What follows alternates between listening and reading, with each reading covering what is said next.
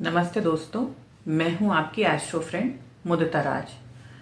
तो आज हम लोग जो है राहु के बारे में डिस्कशन करेंगे।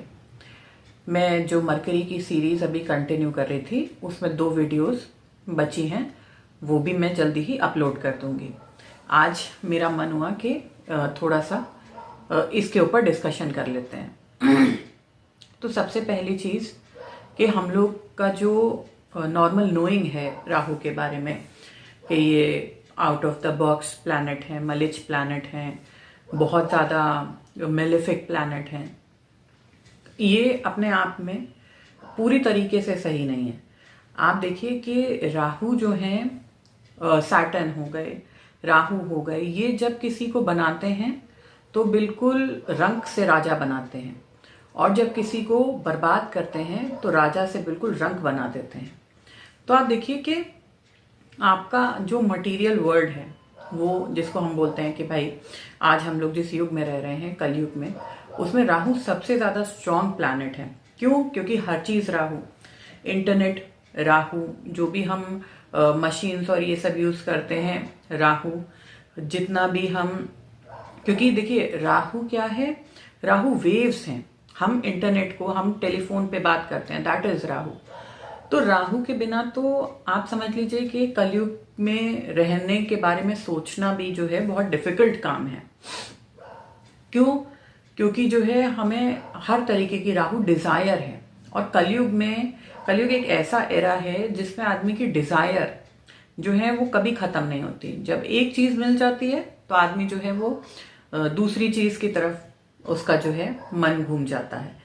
आप ऐसे ही मान लीजिए, बच्चा है, बचपन में कोई और डिजायर, जवान हुए तो जो है अच्छी हायर एजुकेशन, अच्छे कॉलेज में जाने की डिजायर, फिर अच्छी नौकरी की डिजायर, अच्छे लाइफ पार्टनर। तो मतलब हमारी पूरी लाइफ जो है वो आप ऐसे समझ लीजिए कि अगर छोटी से छोटी हम डिजायर की बात करें तो खाना भी होता है ना कि आज शाम को ये खाने का मन हो रहा है, तो जहां पे ये डिजायर आई वही राहु है।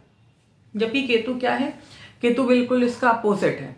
जैसे साधु सन्यासी हैं जो खाना मिला नहीं मिला, जो ना मोबाइल यूज करते हैं, ना टेक्नोलॉजी को वो यूज करते हैं, ना इंटरनेट चलाते हैं, तो वो बिल्कुल उस तरीके से रह रहे हैं जैसे कि केतु।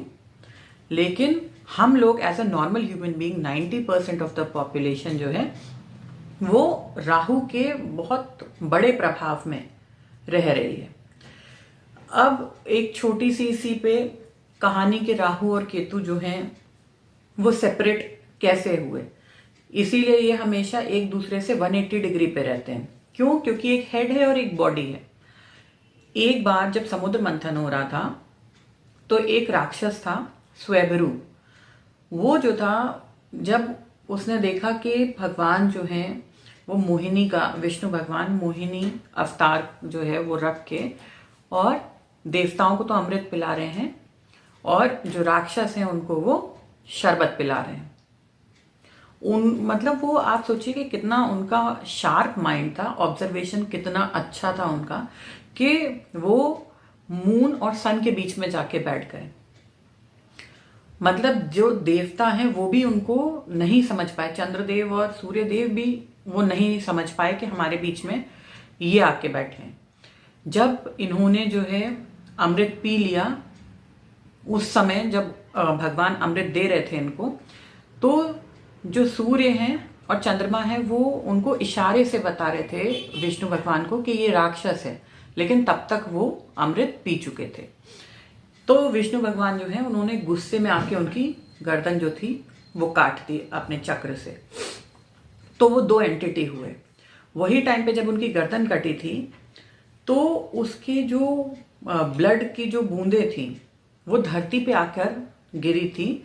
तो लहसुन, जिसको कि हम गार्लिक, तो गार्लिक पैदा हुआ। इसीलिए आप देखेंगे कि स्पिरिचुअल और यौगिक प्रैक्टिसेस में, व्रत में या पूजा के भंडारे में, खाने में, मतलब जो गार्लिक है वो स्ट्रिक्टली प्रोहिबिटेड है। मतलब आप बिल्कुल उसको नहीं खा सकते। जो सात्विक लाइफ जीते हैं वो लोग जो है आपके अनियन और गार्लिक का बिल्कुल इस्तेमाल नहीं करते। प्याज, लहसुन, जैसे आप जैनीस को ले लीजिए, जैनी जो है वो प्याज लहसुन नहीं खाते, क्योंकि लहसुन को हम सीधे सीधे, इसीलिए आप देखिए लहसुन में कई मेडिकल प्रॉपर्टीज हैं, इतना फायदेमंद है। आप देखिए बीपी में आपका ब्लड गाढ़ा हो गया, ब्लड थिनिंग में, तो हार्ट पेशेंट्स जो हैं वो लोग भी सुबह उठ के खाते हैं। जिनको गैस वगैरह की प्रॉब्लम होती है वो लोग भी सुबह खाली पेट लहसुन, तो उसके कई बेनिफिट्स भी हैं। और बेनिफिट्स इसलिए हैं क्योंकि राहु जो है उन्होंने भी असुर होने के बाद भी उन्होंने अमृत, तो जो अमृत का पोर्शन जो उनके ब्लड में मिक्स हुआ, उसकी वजह से गार्लिक में इतनी ज्यादा मेडिकल वो है, आप देखेंगे मेडिकल उसमें इंपॉर्टेंस है उसकी। इनके फादर जो हैं विप्रचित और मदर जो है वो सिंहिका हैं, तो ये विप्रचित और सिंहिका के पुत्र हैं। इनकी जो आराध्य देवी हैं, जो इनकी डेटी हैं, जिनको कि ये पूजा करते हैं, वो हैं दुर्गा जी और सरस्वती जी। तो आप जो है अगर राहु का आपके चार्ट में खराब इफेक्ट आ रहा है तो आप जो है सरस्वती जी की पूजा करके या दुर्गा जी जो हैं उनका मंत्र पढ़ के 108 बार या 51 बार जितना आपके पास समय हो, लेकिन नियमित रूप से आप करें, तो राहु देव जो हैं वो आपको थोड़ा रिलैक्सेशन दे देते हैं, मतलब उतना ज्यादा परेशान वो नहीं करते हैं। अगर आप जो है ज्यादा परेशान है कि राहु की महादशा या अंतरदशा में, तो आप जो है किसी नवग्रह टेम्पल में जाके पूजा कर सकते हैं, या ओम रांग राहवे नमः 108 बार राहु भगवान का मंत्र जो है दिन ढलने के बाद, मतलब इवनिंग टाइम में आप कर सकते हैं दिया जला के। तो ये कुछ चीजें हैं जो जिससे आप राहु को थोड़ा काम डाउन कर सकते हैं, राहु की एनर्जी को। सारी काली चीजें जैसे काले कपड़े, नीले कपड़े, ये आप दान कर सकते हैं। खाने पीने में काली उड़द, खड़ी उड़द हो गई, आपका काले तिल हो गए, और काला मिठाई जैसे काला जामुन जिसको हम बोलते हैं, गुलाब जामुन या काला जाम, वो, तो ये सब राहु की चीजें हैं। ये सब भी आप किसी को दान कर सकते हैं अगर आपके चार्ट में राहु जो है वो खराब इफेक्ट दे रहे हैं तो। उसके अलावा एक और टेम्पल है तिरुनागेश्वरम, शायद तिरुनागेश्वरम टेम्पल है तमिलनाडु में, वो स्पेसिफिकली राहु भगवान का टेम्पल है। वहां पे आप देखेंगे कि जिनको भी राहु उनके चार्ट में बहुत ज्यादा प्रॉब्लम क्रिएट कर रहा है, वो लोग वहां जाकर पूजा करवाते हैं उनके लिए, कि मतलब मेरा चार्ट, वहां पे आप देखेंगे मतलब बहुत अच्छे पुजारी हैं जो आपका राहु जो है उसकी एनर्जी को थोड़ा सा काम डाउन करने के लिए वहां पे पूजा करवाते हैं। क्योंकि राहु और केतु हमारे कार्मिक एक्सेस हैं, जो राहु केतु हैं। केतु वो चीज जो हम पास्ट लाइफ में एक्सपर्टीज करके आए हैं, जो हम पहले से करके आए हैं, जो हमें आता है, और राहु वो जो हमने पूरी तरीके से इग्नोर कर दिया, मतलब जिस पे हमने ज्यादा ध्यान नहीं दिया। तो इसी वजह से जब हम इस लाइफ में पैदा होते हैं तो जहां राहु होता है हमारा, वहां डिजायर्स ज्यादा होती है, क्योंकि हमने लास्ट लाइफ में उस चीज को पूरा नहीं किया, उस पर ध्यान नहीं दिया किसी भी कारण से।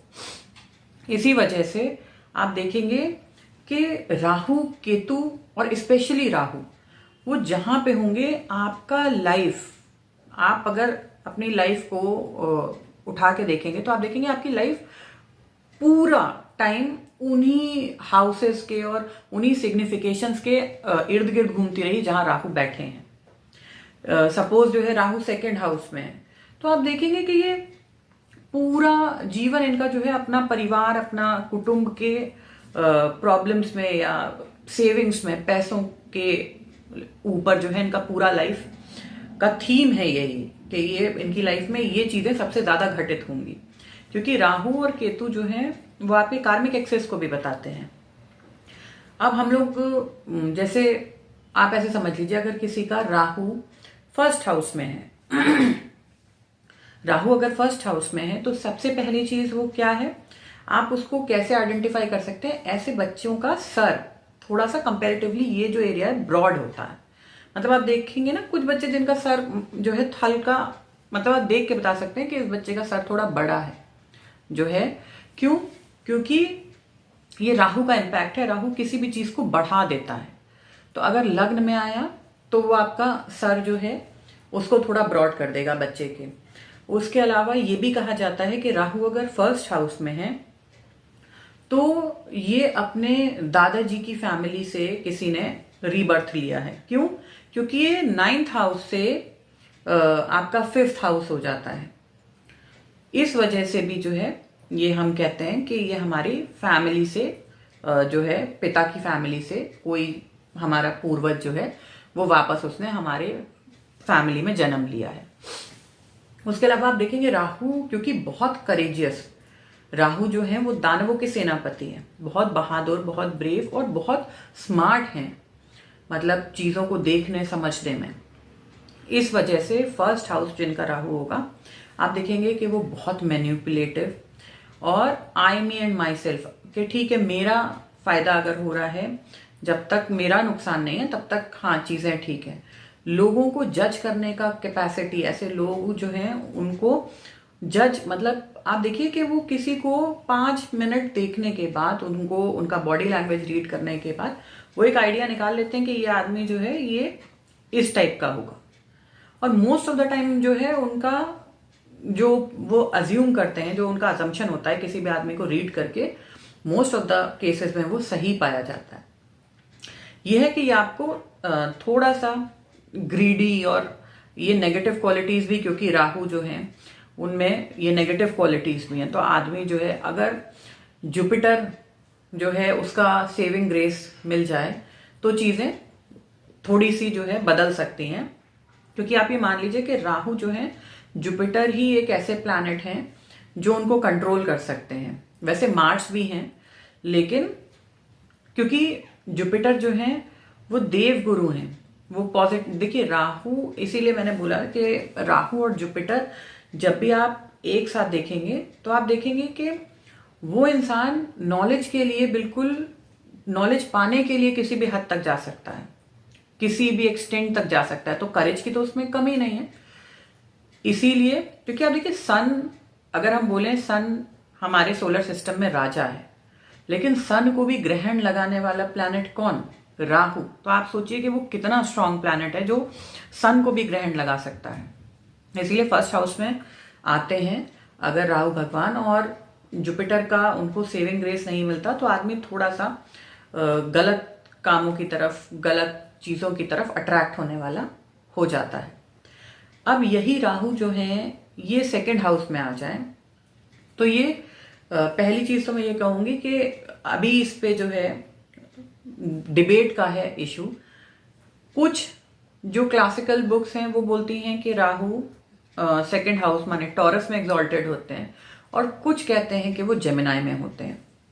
तो हम ये मान के चलते हैं कि टॉरस और जेमिनाई दोनों में राहु जो है बहुत अच्छा काम करते हैं।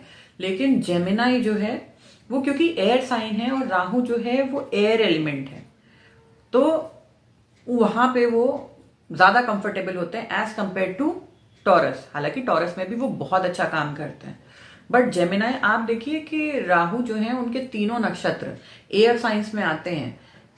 जेमिनाई में आपके आर्द्रा नक्षत्र, आपके लिब्रा जो है, लिब्रा में आपका स्वाति नक्षत्र, और उधर एक्वेरियस जो है उसमें शतभिषाख नक्षत्र। तो अब आप देखिए कि तीनों एयरी साइंस में उनके नक्षत्र हैं और वो खुद एयर एलिमेंट के हैं, तो वो ज्यादा कंफर्टेबल कहाँ फील करेंगे। तो हम लोग बात कर रहे थे कि अगर 2nd हाउस में राहु आ जाते हैं तो 2nd हाउस क्या है? 2nd हाउस है हमारी स्पीच, हमारा फूड। 2nd हाउस अगर आप राहु को देखेंगे तो आप देखेंगे ऐसे लोग जो हैं वो बहुत कम उम्र में बोल जाते हैं। जो बच्चे के 8, 9, 10 महीने पे, 11 महीने पे बच्चों ने बोलना शुरू कर दिया। Rahu 2nd house, Rahu 2nd house जो है आप देखेंगे कि ये इनका फाइनेंस का भी मतलब स्टेबल नहीं रहता, क्योंकि 2nd हाउस फाइनेंस का भी है। तो फाइनेंस इनका फ्लक्चुएट करता रहता है ऐसे लोगों का। हालांकि पैसा आता है, लेकिन कभी कभी ऐसा होता है कि हाथ में एक भी पैसा नहीं है, और कभी कभी इतना होता है कि भाई कहाँ जाके खर्च करें। क्योंकि 2nd हाउस राहु आ गए तो इनकी सेविंग्स भी फ्लक्चुएट करती रहती है। मतलब कई बार इन लोगों को, इन्होंने कहीं पैसा फिक्स किया, कोई ऐसी परेशानी आ गई तो अब इनको क्या करना पड़ेगा, वो फिक्स डिपॉजिट को तोड़ना पड़ेगा।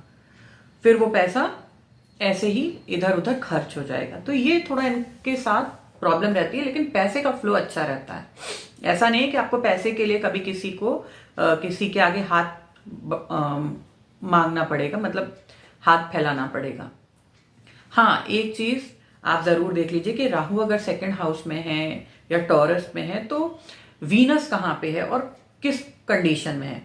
अगर राहु सेकंड हाउस में है और आपका वीनस जो है वो डिबिलिटेटेड हो गया या 8th हाउस में चला गया या अपने से 8th जाके बैठ गया, वो कंडीशन में भी जो है आपको दिक्कत होगी, मतलब फाइनेंशियल दिक्कत होगी। भले ही राहु सेकंड हाउस में, क्योंकि राहु अब इतने स्ट्रांग नहीं रह गए, क्योंकि जो हाउस लॉर्ड है वो इन जगहों पे जाके बैठ गए। लेकिन एक सबसे अच्छी चीज क्या है कि राहु सेकंड हाउस वाले जो हैं उनको, क्योंकि सेकंड हाउस में राहु है, वो हमारा जबान, टंग है हमारी। सेकंड हाउस टंग को भी बताती है, और उसके ऊपर राहु भगवान बैठे हैं और उनकी आराध्य देवी सरस्वती जी हैं। तो आप देखिए ऐसे लोगों को वाक सिद्धि होती है। ये जो बोलेंगे, मतलब आप इनको वो एक्सटेंड पे मत ले जाइए कि ये मुंह से अपने कुछ बुरा निकालें, क्योंकि ये जो बोलेंगे वो फलित हो जाएगा। अच्छा या बुरा, अच्छे के चांसेस थोड़े कम है, बट अगर ये बुरा बोलेंगे तो वो 100% है कि वो सामने वाला जो है उसको। इसीलिए राहु सेकंड हाउस वालों को बहुत सोच समझ के किसी के लिए बोलना चाहिए। उससे क्या है कि आप अपने लिए बुरे कर्म जो है, बैड कर्म जो है, आप अपने बना लेते हो थ्रू योर स्पीच। क्योंकि अगर भगवान ने आपको ये गिफ्ट देके भेजा है कि आपका राहु सेकंड हाउस में है या टॉरस में है या सेकंड लॉर्ड के साथ है इवन, तो आप दूसरों के लिए बुरा बोलने से पहले 2 बार सोचिए कि अगर वो बात सच हो गई तो उसका जो कर्म बना वो आपके ऊपर आएगा, आपके सर पे आएगा। उसके अलावा अब हम बात कर लेते हैं राहु जो है अगर 3rd हाउस में है, तो 3rd हाउस देखिए, मैंने अभी बोला राहु बहुत वहां पे कंफर्टेबल होते हैं। पहली सबसे बड़ी चीज, क्योंकि वो मरकरी के परम मित्र हैं। मरकरी के परम मित्र हैं, इसीलिए मरकरी के घर में वो बहुत खुश फील करते हैं। इसीलिए जो है वहां पे वो एग्जॉल्टेड राहु की तरह रिजल्ट देते हैं। एग्जॉल्टेड राहु की तरह रिजल्ट देते हैं का मतलब मेरा ये है, क्योंकि अभी ये डिबेटेबल है कि सेकंड हाउस में राहु एग्जॉल्टेड है या 3rd हाउस में, माने टॉरस में या जेमिनाई में। तो ये मेरा अपना मानना है कि एयर साइंस में ये ज्यादा अच्छा काम करते हैं, क्योंकि अर्थी साइन जो है, राहु जो है वो बन के रहना नहीं चाहते। जबकि जो अर्थ साइन होते हैं 2, 6 एंड 10, वहां पे राहु जो है उतना अच्छा काम नहीं करते जितना कि वो एयरी साइंस में करते हैं। अब हम बात कर रहे थे 3rd हाउस की, तो 3rd हाउस है हमारा करेज। 3rd हाउस है हमारा जो पराक्रम है, हमारी हॉबीज हैं, हमारे हैंड्स, हमारा देखिए स्पीच हमारी 2nd हाउस है, और हम किस तरीके से कम्युनिकेट करते हैं वो 3rd हाउस है। इसलिए 3rd हाउस कम्युनिकेशन का भी है। आप देखेंगे 3rd हाउस राहु वाले पीपल प्लीजर होते हैं, मतलब वो जहां जाएंगे लोग उनको घेर लेंगे। मतलब इतना उनका जो पॉपुलैरिटी होता है, उनका नाम, क्योंकि 3rd हाउस मरकरी आपका नाम भी है। आप देखेंगे इन लोगों का नाम इतना चलता है, और अच्छी तरह लोग मतलब इनको वो करते हैं। हालांकि अगर एफ्लिक्टेड हो जाए कोई और उसकी वजह से, तो फिर बैड नेम जो है वो भी राहु ही बताते हैं। जैसे गुड नेम भी राहु बताएंगे 3rd हाउस में, उसी तरह बैड नेम भी राहु ही बताएंगे। मतलब बात तो आपकी हो रही है, अच्छे सेंस में या बुरे सेंस में, तो ये थोड़ा सा देखने वाला हो जाता है। 3rd हाउस क्योंकि करेज का है, और राहु जो है वो ओवर करेजियस बना देते हैं आदमी को। कई बार वो इसी वजह से प्रॉब्लम में भी फंस जाता है कि जरूरत से ज्यादा एग्रेसिव हो जाना, या कुछ मुंह से ऐसे बोल देना जो वहां पे नहीं बोलना चाहिए था गुस्से में, जिसकी वजह से आगे जाके चीजें गड़बड़ हो जाती हैं। लेकिन एक सबसे अच्छी चीज है कि इन लोगों के हाथ में कोई ना कोई मतलब ऐसी स्किल होती है, क्योंकि Rahu it is all about I me and my self, कि मेरे को देखूं, वो अटेंशन चाहता है सबसे। इसीलिए राहु जिस घर में होता है, आप देखेंगे वो काम में आप इतने अच्छे होते हैं कि वहां उस काम के लिए आपको अटेंशन दिया जाता है, भले आपकी फैमिली में, फ्रेंड सर्कल में या आपके प्रोफेशनल सर्कल में। अब राहु थर्ड हाउस में, तो आप देखिए जैसे दोनों हाथ से लिख लेने वाले, या बहुत अच्छा कुकिंग, बहुत अच्छा कोई इंस्ट्रूमेंट प्ले करने वाले, या जो इमरजेंसी में जो डॉक्टर्स होते हैं जिनको जल्दी जल्दी जल्दी जल्दी बस पेशेंट्स को फटाफट फटाफट स्टिच किया और हटाया, तो इनके हाथ जो है क्योंकि बहुत जल्दी चलते हैं, इसी वजह से आप थर्ड हाउस के राहु को देखेंगे कि वो हाथों की स्किल्स में बहुत निपुण होंगे और पीपल प्लीजर होंगे, बहुत मैनिपुलेटिव और बहुत मतलब बातें जो है इनकी बहुत अच्छी, जैसे मैं बोलूँ ना, मतलब बहुत ही सोफिस्टिकेटेड तरीके से ये लोग बात करते हैं, मीठी बातें, अनलेस एंड अनटिल गुस्सा ना आए इनको।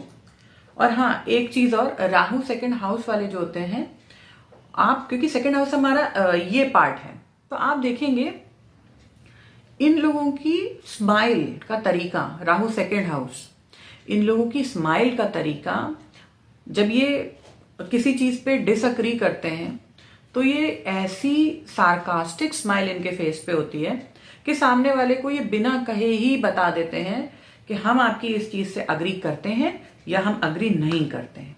तो सार्केज्म जो है वो भी क्योंकि राहु ही उसको बताते हैं। और उसके अलावा इनकी आंखें, जैसे फर्स्ट हाउस में मैंने बोला कि हेड थोड़ा चौड़ा होगा, सेकंड हाउस में ये आंखों को ऐसे थोड़ा सा ऐसे बड़ा कर देंगे, स्क्विंटी आईज, है ना। उसके अलावा जो है हम लोग क्या बात कर रहे थे, राहु थर्ड हाउस। हाँ, तो अब राहु थर्ड हाउस तक हम लोगों ने बात कर ली। अब हम लोग बात करते हैं राहु अगर फोर्थ हाउस में हो तो। फोर्थ हाउस में देखिए, अगर राहु है 4, 8, 12 में आपके, फोर्थ साइन, 8 साइन या 12 साइन या 4th, 8th और 12th हाउसेस में, तो ये आपको फॉरेन सेटलमेंट के लिए एक अच्छा वो है, प्लेसमेंट है राहु का। अदरवाइज फोर्थ हाउस में राहु आपको नेताओं के और बड़े बड़े व्यापारियों के मिल जाएगा। इनको फोर्थ हाउस से जुड़ी हुई मटेरियल चीजें जैसे लग्जरीज हो गई, गाड़ियां हो गई, ये सब तो बढ़िया रहता है इनकी लाइफ में, लेकिन मेंटल पीस, फैमिली के अंदर पीस, जो घर के अंदर का जो पीस होता है, जो लिविंग सिग्निफिकेशन है, राहु उनको डिस्टर्ब कर देते हैं। इसको जो है आप अगर इस तरीके का आपको लग रहा है कि, और स्पेशली अगर आप फोर्थ हाउस में आपके राहु है और आप अपने टॉयलेट को अननेसेसरी छेड़ें, अगर आप अपने टॉयलेट को अननेसेसरी उसमें कोई भी काम या कोई भी कंस्ट्रक्शन या रेनोवेशन इस टाइप का करवाते हैं अननेसेसरली, अगर आप उसको डिस्टर्ब कर रहे हैं, तो ये राहु जो है ये और ज्यादा मतलब खराब रिजल्ट देगा। ये हो सकता है कि आपकी मदर जो है उनको हेल्थ इश्यूज हों, या फोर्थ हाउस में आपके राहु है और आपने कुछ ऐसा काम किया घर में, टॉयलेट में कुछ करवाया, तो सडनली आप देखेंगे आपकी मदर की तबीयत खराब हो गई या आपको मेंटल या एंजाइटी के इश्यूज आ गए। ये सब चीजें भी देता है फोर्थ हाउस का राहु, क्योंकि यहाँ पे आपका मून के हाउस में राहु, तो मेंटल अप्स एंड डाउन्स, आपको मेंटल स्ट्रेस, ओवर थिंकिंग का प्रॉब्लम देगा ही देगा। लेकिन मटेरियल चीजों के लिए जैसे घर, गाड़ी और इन टाइप की चीजों के लिए ये अच्छा है प्लेसमेंट। तो अभी हमने राहु फर्स्ट हाउस से फोर्थ हाउस तक का डिस्कशन किया है। इसके आगे जो है हम नेक्स्ट वीडियो में फिफ्थ हाउस से 8th हाउस तक के प्लेसमेंट का डिस्कशन करेंगे अबाउट राहु। आप इसी तरह मेरे वीडियोस को लाइक कीजिए, मेरे चैनल को सब्सक्राइब कीजिए और मेरी वीडियो को शेयर कीजिए। आपके जो भी सुझाव हैं वो आप कमेंट बॉक्स में कमेंट करके मुझे बता सकते हैं। बाकी वीडियो देखने के लिए आपका धन्यवाद। जल्दी ही मिलेंगे नई वीडियो के साथ। धन्यवाद।